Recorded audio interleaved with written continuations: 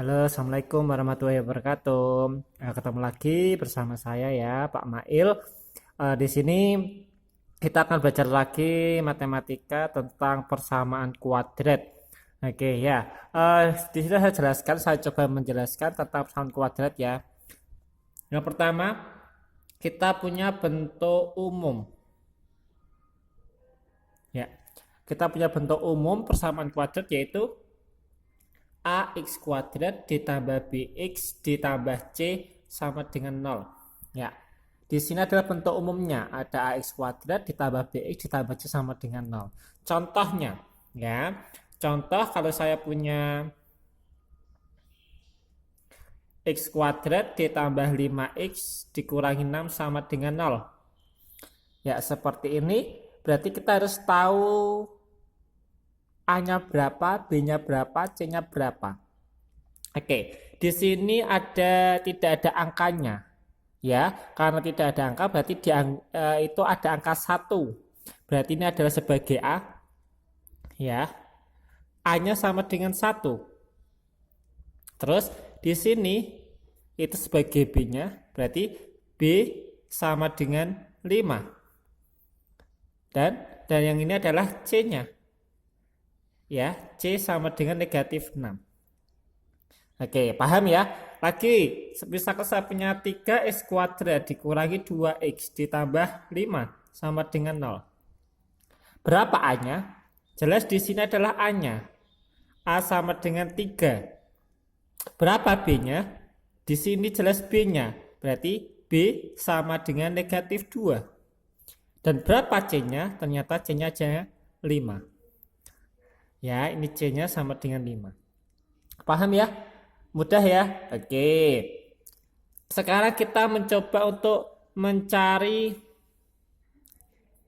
akar persamaan kuadrat. Ya. Ya, yang pertama kita akan mencari menggunakan pemfaktoran.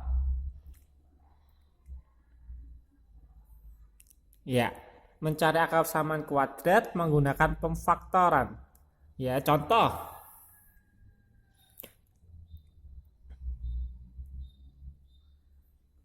Ya, contohnya bagaimana? Kita punya x kuadrat ditambah 5x ditambah 6 sama dengan 0.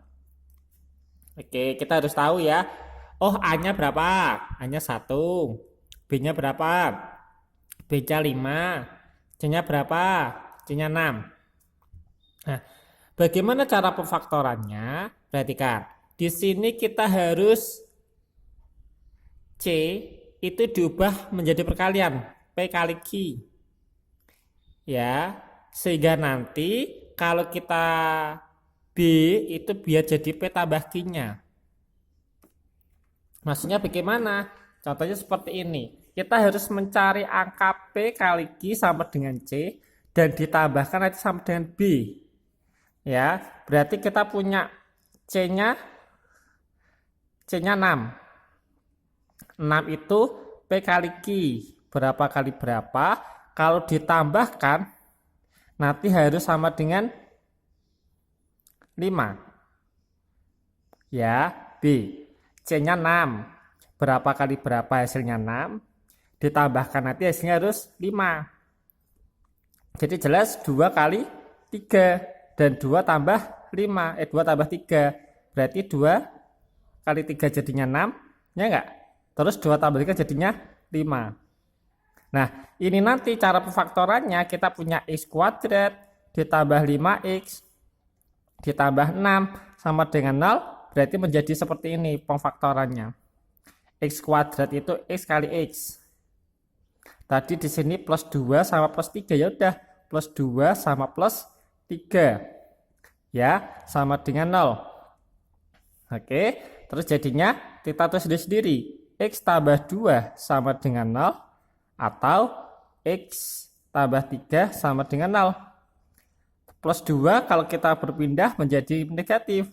X sama dengan negatif 2 atau X sama dengan negatif 3. Jadi selesaiannya atau akar-akarnya selesaian itu jadinya negatif 2 dan negatif 3. Oke, seperti ini ya. Ini cara pemfaktoran. Oke, jelas? Oke, contoh yang lain kita coba. Ya. Ya, kita coba contoh yang lain. Ya, contoh lagi. Ada X kuadrat ditambah